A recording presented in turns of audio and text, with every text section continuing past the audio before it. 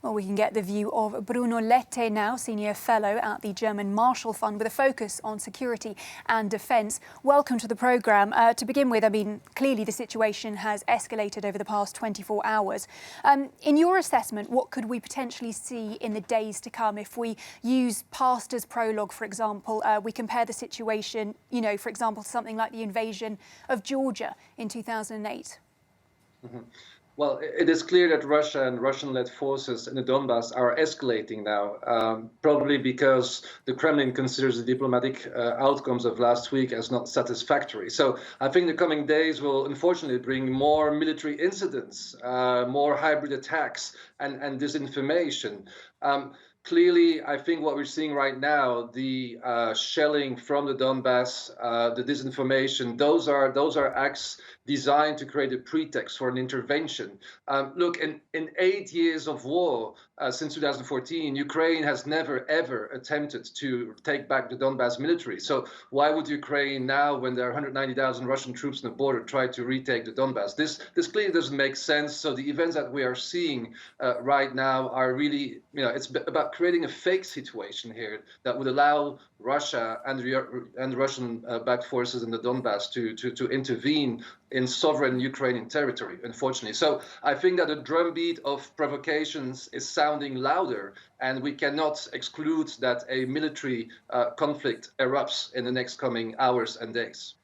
Yeah, just to be clear, are you saying that this is potentially a false flag operation that we're seeing right now? I think this is exactly, the building of false flag operation. Yes, all the signs are there. They are, as I said, the Ukraine is only engaging diplomatically.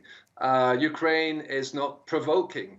The armed forces of Ukraine are not shooting, are not shelling. So all what we see right now are, is a creation of a situation to create a pretext. And that is exactly what we are seeing happening in front of us. You've clearly said that there is the potential for a serious escalation in the coming days, something that could lead to an invasion. Let me ask you this.